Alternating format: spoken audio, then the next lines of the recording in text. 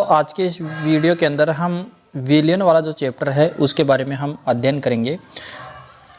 इस वीडियो को आप अंत तक देखें। इसमें प्रतिलोम प्रासरण को परिभाषित कीजिए। देखिए दोस्तों, प्रतिलोम प्रासरण क्या होता है। यदि विलियन पर उसके प्रासरण दाब से अधिक दाब लगाया जाए तो अर्धपारगम्य झिल्ली के माध्यम से विलियन से विलायक के अणु का प्रवाह शुद्ध विलायक की तरफ होने लगता है। इसे ही हम प्रतिलोम प्रासरण कहते हैं। अब देखिए, हमने जो पहला क्वेश्चन छोड़ा था वो क्वेश्चन और ये तीसरा क्वेश्चन सेम है, इसलिए हमने उस पहले क्वेश्चन को हमने छोड़ दिया था। वहाँ पर वापसील दे रखा था और यहाँ पर अवापसील है, तो ऊपर वाला क्वेश्चन भी अवापसील वाला ही था, वो गलती से वापसील लिखा हुआ था। देखिए, अवापसील विलेय युक्त विलियन के लिए राउल्ट का नियम समझाओ। देखिए, ठोस द्रव्य विलियन का वाष्प दाब किसी विलाय के अवापसील विलेय यानी ठोस को मिश्रित करके गर्म करने पर विलियन का वाष्प दाब विलाय की तुलना में कम पाया जाता है। ये वाष्प दाब अवनमन कहलाता है। जैसे यदि शुद्ध विलाय का दाब है वो P0 और विलियन का वाष्प दाब है वो P है, तो वाष्प दाब अवनमन किसके बराबर होगा? P0 minus P। तो इस प्रकार ये क्वेश्चन था। अगला क्वेश्चन देखिए। अगला क्वेश्चन, विलियन में किसी पदार्थ के मोल अंश को परिभाषित कीजिए। तो देखिए, मोल अंश क्या होता है। विलियन में किसी अवयव का मोल अंश विलियन में उस अवयव के मोलों और विलियन के सभी अवयवों के कुल मोलों की संख्या का अनुपात होता है। तो ये है विलियन में किसी पदार्थ का मोल अंश। फिर है मोललता और मोलरता में अंतर। देखिए, 1 लीटर विलियन के अंदर उपस्थित विलेय के मोलों की संख्या को मोलरता कहते हैं, जबकि 1 किलोग्राम विलायक में उपस्थित विलेय के मोलों की संख्या मोललता कहलाती है। मोलरता की जो इकाई होती है वो मोल प्रति लीटर होती है, जबकि मोललता की जो इकाई होती है मोल प्रति किलोग्राम होती है। मोललता ताप के साथ बदलती है, जबकि मोललता है वो ताप के साथ नहीं बदलती यानी अपरिवर्तित रहती है। अब इसके बाद में छठवां क्वेश्चन देखिए। इनको क्वथनांकों के बढ़ते क्रम में हमें व्यवस्थित करना है। तो सबसे कम जो क्वथनांक है वो 0.1 मोल ग्लूकोज का होता है। फिर उसके बाद में 0.1 NaCl का होता है। फिर 0.1 मोल सोडियम सल्फेट का होता है। फिर 0.1 मोल एल्यूमिनियम सल्फेट का होता है। तो इस प्रकार इसको हम क्वथनांकों के बढ़ते क्रम में व्यवस्थित कर सकते हैं। फिर उसके बाद में अगला क्वेश्चन देखिए, 7वां क्वेश्चन। बेंजीन में एथेनोइक अम्ल, ये एथेनोइक अम्ल है, एथेनोइक अम्ल के लिए 1/2 गुणांक का मान कितना होता है। देखिए, बेंजीन में एथेनोइक अम्ल का 1/2 गुणांक है वो 0.05 होगा, क्योंकि एथेनोइक अम्ल होता है उसमें हाइड्रोजन बंद होने के कारण ये अम्ल डीलक की संरचना बनाता है, यानी डीलक अवस्था में रहता है, तो इसका 1/2 गुणांक 0.5 होगा। फिर इसके बाद में ppm क्या होता है। देखिए, विलेय के बाहर भागों की वह संख्या जो विलियन के 1 मिलियन यानी कि 100 बाहर भागों में उपस्थित हो उसको हम ppm कहते हैं। फिर उसके बाद में अगला क्वेश्चन देखिए। मोललता की तुलना में मोललता यानी कि मोलरता की तुलना में मोललता को वरीयता क्यों दी जाती है। इसका कारण ये है कि जो मोललता है उस पर ताप का कोई प्रभाव नहीं पड़ता है, जबकि जो मोलरता होती है उस पर ताप का प्रभाव पड़ता है। मोललता केवल द्रव्यमानों से संबंधित होती है। इसके बाद में अगला क्वेश्चन देखिए। ग्राम अणुक उन्नयन स्थिरांक तथा ग्राम अणुक अवनमन स्थिरांक को परिभाषित करना है। ग्राम अणुक उन्नयन स्थिरांक देखो क्या होता है।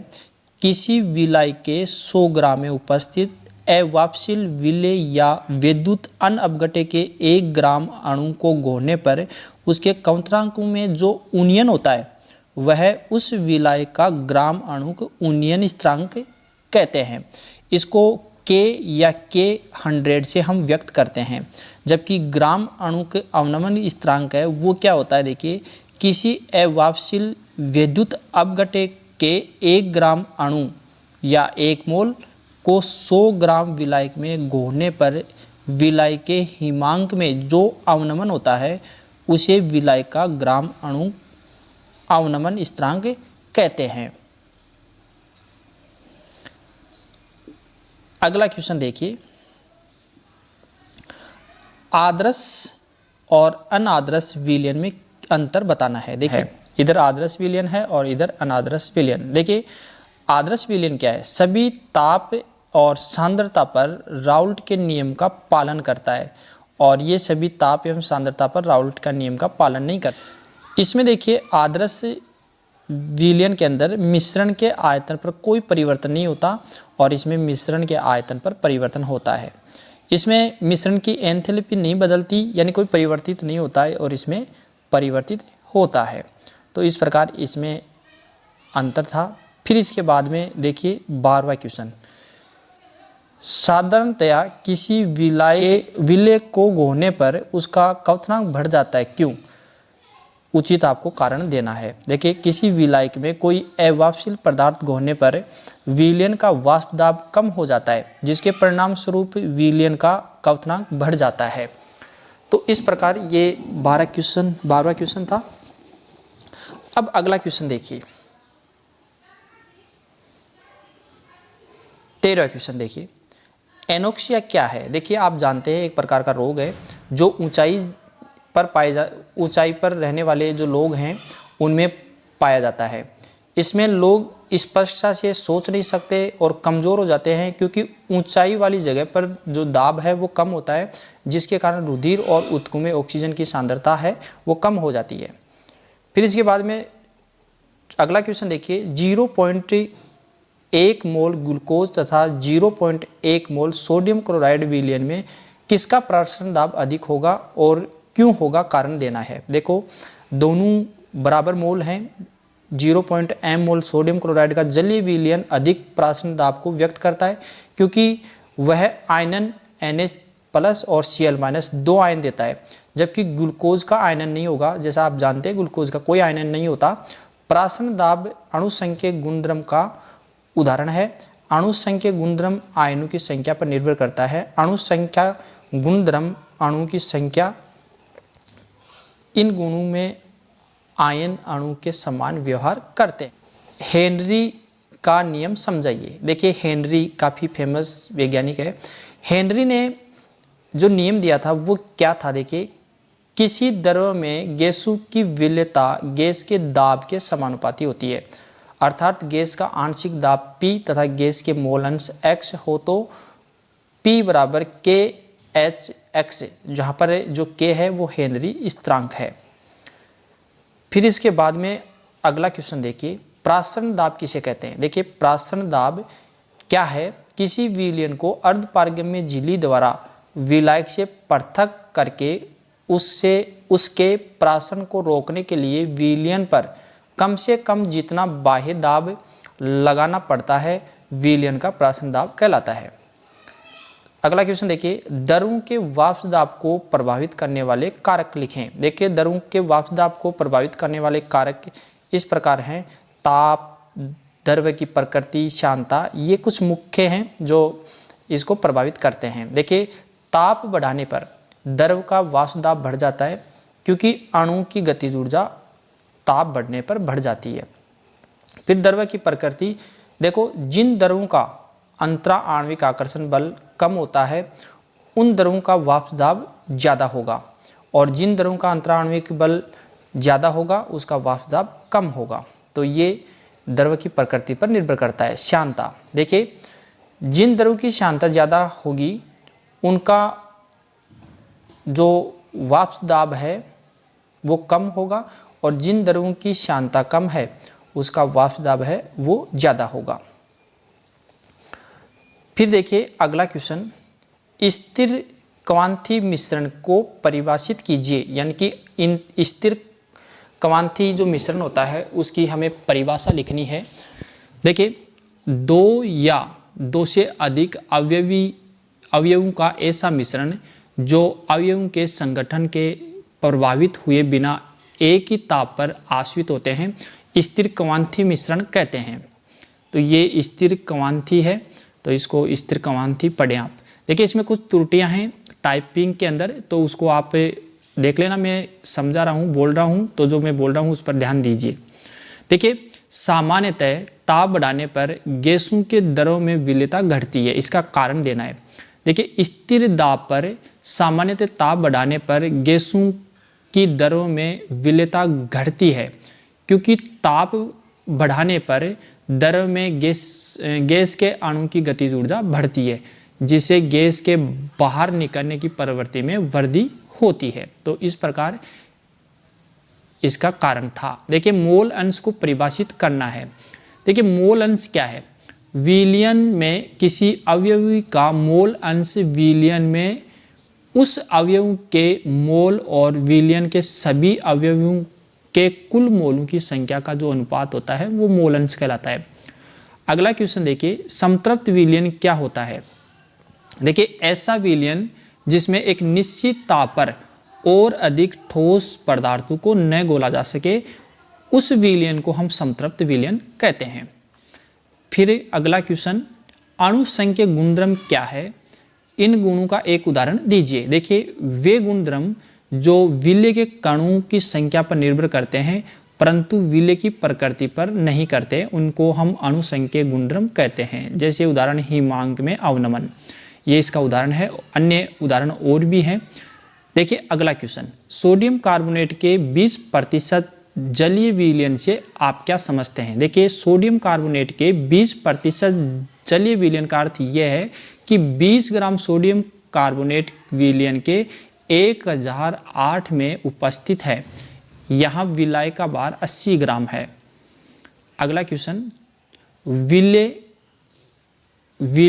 विलय एवं विलय को परिभाषित करें।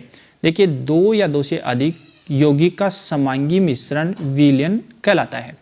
इसमें जो अवयवी अधिक मात्रा में प्रमुख रूप से उपस्थित होता है उसको विलय कहते हैं, और जो अवयव कम मात्रा में होता है उसको विलय कहते हैं।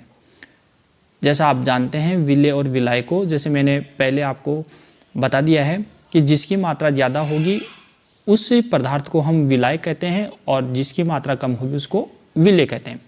अगला क्वेश्चन देखिए, कच्चे आम को सांद्र लवणीय विलयन में रखे जाने पर क्या होगा? जैसा आप जानते हैं कि जो सांद्रीय लवणीय विलयन में रखने पर जो कच्चा आम है उसमें बहिस्त्रावण के कारण जल को बाहर निकाल देता है और संकुचित हो जाता है। यानी कि कच्चे आम को सांद्र लवणीय विलयन में हम रखेंगे तो उसका बहिस्प्रासरण होगा, इस वजह से जो आम है या जो कच्चा आम है वो पिचक जाएगा या संकुचित हो जाएगा। अगला क्वेश्चन देखो, मोल अंश ज्ञात करने का सूत्र। देखिए मोल अंश ज्ञात करेंगे तो देखिए अवयव ए का मोल अंश ज्ञात करना है तो Na/Na + Nb, यानी कि हम जानते हैं कि जिस अवयव का मोल अंश निकालना है उसको हम ऊपर लिखते हैं उसके मोल अंश को, और नीचे जो विलयन है उसका जो मोल अंश है वो हम लिखते हैं। अगर बी का निकालना है तो Nb/Na + Nb। Na अवयवी ए की मोल संख्या है और Nb है वो अवयव बी की मोल संख्या है। अगला क्वेश्चन देखिए 27वां, सामान्यतः ताप बढ़ाने पर गैसों के दरों में विलेयता घटती है, कारण दीजिए। देखिए स्थिर दाब पर सामान्यतः ताप बढ़ाने पर गैसों की दरों में विलेयता घटती है, क्योंकि ताप बढ़ाने पर दरों में गैस के अणु की गतिज ऊर्जा बढ़ती है, जिससे गैस के अणु के बाहर निकलने में वृद्धि होती है। अगला क्वेश्चन देखिए, विलयन के सभी अवयवों के मोल अंश का योग क्या होता है? देखिए सभी अवयव मोल अंश का योग 1 होता है, 1 के बराबर माना जाता है। अगला क्वेश्चन देखिए, किसी विलयन के प्राशन दाब एवं उनके अणुभार में क्या संबंध है? देखिए इसका उत्तर ये है, जो पाई V बराबर WB/MB × RT।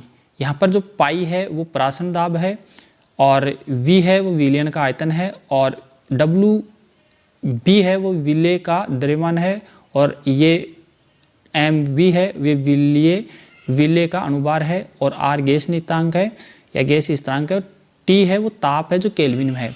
क्योंकि हम जानते हैं कि पीवी बराबर एनआरटी होता है, एनआरटी, तो यहाँ पर जो P है वो दाब होता है, तो यहाँ पर P के स्थान पर हमने प्रासंगिक दाब लिखा है, और V आयतन है तो V विलयन का आयतन हो गया। अगला क्वेश्चन देखिए, वाष्प दाब अवनमन के लिए राउल्ट का नियम लिखें। देखिए, अवाष्पशील विलेय के विलयन का वाष्प दाब विलायक के वाष्प दाब से कम होता है, अतः राउल्ट के अनुसार एक निश्चित ताप पर अवाष्पशील विलेय युक्त विलयन के लिए आपेक्षिक वाष्प दाब अवनमन विलेय के मोल अंश के बराबर होता है, जिसको PA minus P0 A minus PA upon P0 upon P0 A बराबर XB। अगला क्वेश्चन देखिए, गोताखोरों द्वारा ले जाए जाने वाले ऑक्सीजन टैंकों में क्या होता है। देखिए, गोताखोर जो सिलेंडर लेकर जाते हैं उसमें उन टैंकों के अंदर लगभग 11.7% हीलियम होता है, और 56.2% नाइट्रोजन होता है, और 32.1% है वो ऑक्सीजन होती है। फिर अगला क्वेश्चन देखो, मोलल उन्नयन स्थिरांक अथवा मोलल हिमांक स्थिरांक किसी एक विलायक के लिए निश्चित मान होते हैं, क्यों। देखिए, मोलल उन्नयन अथवा हिमांक स्थिरांक के का निम्न सूत्र द्वारा दिया जा सकता है, के का मान निम्न सूत्र द्वारा दिया जा सकता है, के बराबर RT2 अपॉन 1000। टी यहाँ पर विलाय का क्वथनांक या हिमांक है, और जो एल है वो विलाय के वापसन या गलन की गुप्त ऊष्मा है। चूँकि जो ऊष्मा है, ऊष्मा प्रति ग्राम, चूँकि टी और एल के मान किसी विलाय के लिए निश्चित होते हैं, अतः के का मान भी विलायक के लिए निश्चित होता है। अगला क्वेश्चन देखिए, जल में सोडियम क्लोराइड घोलने से जल के क्वथनांक पर क्या प्रभाव पड़ता है। जैसा कि आप जानते हैं, जल के अंदर नमक को घोलने पर नमक के अणु जल की सतह का कुछ भाग घेर लेते हैं, अतः वाष्पन के लिए उपलब्ध अपेक्षित पृष्ठ सतह कम हो जाती है, जिससे वाष्पन कम हो जाता है, जिसके कारण क्वथनांक बढ़ जाता है। क्योंकि अगर हम सोडियम क्लोराइड को जल में घोलेंगे तो उसका क्वथनांक क्या हो जाएगा, थोड़ा बढ़ जाता है, क्योंकि उसकी जो सतह होती है उस सतह पर एक पृष्ठ बन जाती है, जिसकी वजह से वाष्पन कम होगा। अगला क्वेश्चन देखिए, क्वथनांक उन्नयन या हिमांक अवनमन की विधि से अणुभार ज्ञात करने में साधारण थर्मामीटर का उपयोग क्यों नहीं किया जाता। देखो, क्योंकि क्वथनांक में उन्नयन अथवा हिमांक में अवनमन बहुत कम होता है, अतः हमें 0.01 डिग्री सेंटीग्रेड की लघुत्तम माप के थर्मामीटर की आवश्यकता होती है। ऐसा थर्मामीटर बेकमान ने बताया था, जिसे बेकमान थर्मामीटर कहा जाता है। अगला क्वेश्चन देखिए, एक प्रोटीन के 0.2 लीटर जलीय विलयन में 1.26 ग्राम प्रोटीन है। 30 केल्विन पर इस विलयन का प्रासंगिक दाब 2.578 इंटू 10⁻³ बार पाया गया।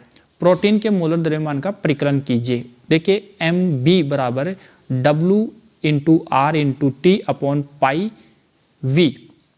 तो इस सूत्र से हम निकालेंगे, तो इसमें मान रखा हमने, तो देखिए 1.26 into 0.83 into 300 upon 2.57 into 10⁻³ into 0.200, इसको हम कैलकुलेट करेंगे तो 6.104 इंटू 10⁻³ ग्राम प्रति मोल, ये इसका आंसर आ जाएगा। आप हल करके देख सकते हैं।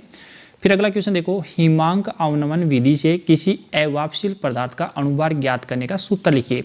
देखिए, इसके लिए ये सूत्र लिख सकते हैं, MB बराबर KF into WB into 1000 WA into delta TF, जहाँ पर जो KF है, KF मोलल अवनमन स्थिरांक है, और WB है विलेय का ग्राम में द्रव्यमान है, और WA है विलाय का बाहर ग्राम में है, और डेल्टा TF हिमांक में अवनमन है, और MB है विलेय का अणुभार है, और WA है वो विलाय का बाहर ग्रामों में है। समप्रासरणीय विलयन क्या होते हैं? ऐसे विलयन जिसका प्राशन दाब समान ताप पर समान हो समप्रासरणीय विलयन कहलाते हैं। इनकी मोलर सांद्रता समान होती है एवं ये अर्धपारगम्य झिल्ली द्वारा प्रासरण की प्रक्रिया को प्रदर्शित नहीं करते। तो ये होते हैं समप्रासरणीय विलयन। देखिए NaCl, CaCl2 और CaF2 आदि को बर्फ से ढकी हुई सड़कों को साफ करने में प्रयुक्त क्यों करते हैं? देखिए आदि विहिम कारक पदार्थ का कार्य करते हैं, अर्थात जल के हिमांक को कम कर देते हैं जिससे ये जमकर बर्फ, इसी कारण जब इन्हें सड़क पर छिड़कते हैं तो बर्फ गल जाती है और रास्ता साफ हो जाता है। अणुसंख्यक गुणधर्म कितने होते हैं? देखिए अणुसंख्यक गुणधर्म है मुख्य 4 होते हैं: क्वथनांक, उन्नयन, हिमांक अवनमन, वाष्प दाब में कमी और प्राशन दाब। इस प्रकार ये 4 अणुसंख्यक गुणधर्म होते हैं। अगला क्वेश्चन देखिए, जल में चीनी या नमक मिलाने से जल का क्वथनांक क्यों बढ़ जाता है? देखिए जब किसी अवाष्पशील विलेय को जल में मिलाते हैं तो जल का क्वथनांक घट जाता है, क्योंकि कुछ विलेय के कण विलाय की सतह को घेर लेते हैं जिसके कारण वाष्प दाब कम हो जाता है, और वाष्प दाब को वायुमंडलीय दाब के बराबर करने के लिए उसे अधिक ताप देना होता है जिस कारण क्वथनांक बढ़ जाता है। अगला क्वेश्चन देखिए, जल में NaCl घोलने पर विलयन के हिमांक पर क्या प्रभाव पड़ता है? देखिए जल के अंदर अगर हम नमक को घोलते हैं तो नमक के अणु जल की सतह का कुछ भाग घेर लेते हैं, अतः वाष्पन के लिए उपलब्ध आपेक्षिक पृष्ठ सतह है वो कम हो जाती है। इसके फलस्वरूप वाष्पन की दर कम हो जाती है और जो हिमांक है वो भी क्या हो जाएगा? कम हो जाएगा। देखिए जल में एसीटोन घोलने पर उसके क्वथनांक पर क्या प्रभाव पड़ता है? देखो एसीटोन वाष्पशील द्रव है, अतः विलयन का क्वथनांक जल एवं एसीटोन के क्वथनांकों के मानों के बीच में रहेगा। अगला क्वेश्चन देखिए, राउल्ट का वाष्प दाब अवनमन नियम लिखिए, इसकी सीमाएं भी लिखिए। देखो राउल्ट के नियम के अनुसार किसी विलयन के वाष्प दाब का आपेक्षिक अवनमन विलेय पदार्थ के मोल प्रभाज के बराबर होता है। तो P - PS/P बराबर N1/N1 + N2, जहाँ पर P और PS क्रमशः विलायक और विलयन के वाष्प दाब हैं, और N1 और N2 है वो विलेय और विलाय के ग्राम अणु की संख्या है। और इसकी सीमाएं क्या हैं? देखिए इसकी सीमाएं ये हैं। देखो राउल्ट नियम तनु विलयन पर लागू होता है, सांद्र विलयन राउल्ट के नियम से विचलन प्रदर्शित करते हैं। ये केवल अवाष्पशील पदार्थों के विलयनों पर लागू होता है। और तीसरी इसकी सीमा ये है, विद्युत अपघट्यों के विलयनों पर राउल्ट का नियम लागू नहीं होता। चौथा देखिए, जो पदार्थ विलयनों में सगुणित हो जाते हैं उन पदार्थों के विलयन में भी राउल्ट के नियम का पालन नहीं करते। अगला क्वेश्चन देखिए, एक अवाष्पशील विलेय को किसी विलायक में मिलाने से उसका वाष्प दाब कम क्यों हो जाता है? देखिए किसी द्रव्य में उपस्थित अणु प्रत्येक दिशा में गतिशील रहते हैं। सतह के अणु की गतिज ऊर्जा अन्य परमाणु की अपेक्षा अधिक होती है, अतः ये अणु द्रव्य की सतह से वाष्प के रूप में पृथक हो जाते हैं। अणु के वह प्रवृत्ति निगामी प्रवृत्ति कहलाती है। वाष्प के ये अणु सतह पर वाष्प दाब डालते हैं जिसको वाष्प दाब कहते हैं। किसी द्रव्य या विलायक में अवाष्पशील पदार्थ मिलाने पर द्रव्य के अणु की यह निर्गामी प्रवृत्ति घट जाती है, क्योंकि विलेय पदार्थ द्रव्य के अणु पर एक प्रकार का अवरोध उत्पन्न करता है। अतः द्रव्य का वाष्प दाब घट जाता है, इसलिए विलयन का वाष्प दाब विलायक के वाष्प दाब से सदा कम है। अगला क्वेश्चन देखिए, स्थिर कवाथी विलयन क्या है, ये कितने प्रकार का होता है। देखो, ऐसे द्विसष्टीय मिश्रण जिनका द्रव्य व वाष्प प्रावस्था में संघटन समान होता है तथा जो एक स्थिर ताप पर उबलते हैं एवं जिनके घटकों को प्रभाजी आसवन द्वारा अलग किया जा सकता है, स्थिर कवाथी विलयन कहलाता है। ये दो प्रकार के होते हैं। जो विलयन एक निश्चित संगठन पर राउल्ट के नियम से अत्यधिक धनात्मक विचलन प्रदर्शित करते हैं, न्यूनतम स्थिर कवाथी विलयन कहलाते हैं। उदाहरण के लिए एथेनॉल और जल। देखो, अधिकतम क्वथनांक स्थिर कवाथी वे विलयन जो राउल्ट के नियम से बहुत अधिक ऋणात्मक विचलन दर्शाते हैं। एक विशिष्ट संगठन पर अधिकतम क्वथनांक स्थिर कवाथी विलयन कहलाते हैं। उदाहरण नाइट्रिक अम्ल और जल। इसके बाद में अगला देखिए, एथेनॉल और एसीटोन का मिश्रण ऋणात्मक विचलन क्यों प्रदर्शित करता है। अथवा देखिए, इसको ऐसे भी कर सकते हैं। देखो, एथेनॉल और एसीटोन का मिश्रण किस प्रकार का विचलन दिखाते हैं, कारण दे। तो ये दोनों का एक ही आंसर है। देखो, ये दोनों यानी कि एथेनॉल और एसीटोन का जो मिश्रण होता है, जब ये बनाया जाता है तो अंतरा आणविक हाइड्रोजन बंध के कारण नए आकर्षण बल उत्पन्न होते हैं तथा आकर्षण बल प्रबल हो जाते हैं, जिसके कारण विलेय विलायक अणु के मध्य अन्योन्य क्रियाएं विलेय तथा विलायक की अपेक्षा प्रबल होती हैं। इसी कारण एथेनॉल तथा एसीटोन का जो मिश्रण होता है वो ऋणात्मक विचलन प्रदर्शित करता है। इनको आपको परिभाषित करना है। देखो, आदर्श विलयन क्या है और अनादर्श विलयन क्या है। देखिए, आदर्श विलयन क्या होता है कि वह विलयन जो ताप एवं सांद्रता की सभी प्रासों पर राउल्ट के जो नियम है उसकी पालना करते हैं, वो तो आदर्श विलयन कहलाते हैं। और अनादर्श विलयन वे विलयन होते हैं जो राउल्ट के नियम का पालन नहीं करते और विलेय तथा विलयन को मिलाने पर एंथैल्पी परिवर्तन और आयतन परिवर्तन प्रदर्शित करते हैं, अनादर्श विलयन कहलाते हैं। अगला क्वेश्चन देखिए, बेसों की द्रव्य में विलेयता को प्रभावित करने वाले कारक लिखें। देखिए, ताप का प्रभाव, दाब का प्रभाव और विलेय और विलायक की प्रकृति। पहला देखिए, ताप का प्रभाव। जो लासातेले का जो नियम है उसके अनुसार ताप बढ़ाने पर साम्य ऊष्माशोषी अभिक्रिया की दिशा में विस्थापित हो जाता है। यदि अभिक्रिया ऊष्माक्षेपी हो तो ताप बढ़ाने पर ठोसों की विलेयता द्रव्य में कम हो जाती है, और यदि अभिक्रिया ऊष्माशोषी है तो ताप बढ़ाने पर ठोसों की विलेयता अधिक हो जाती है, यानी ज़्यादा बढ़ती है। दाब देखो, ठोसों की द्रव में विलेयता पर दाब का कोई सार्थक प्रभाव नहीं होता है, क्योंकि ठोस और द्रव अत्यधिक असंपीड होते हैं, यानी कि कम संपीड होते हैं वो। विलेय और विलायक की प्रवृत्ति देखो, यदि विलेय ध्रुवीय है तो ये ध्रुवीय विलायक में घुलेगा, और यदि विलेय अध्रुवीय है तो वो अध्रुवीय विलायकों में घुलेगा।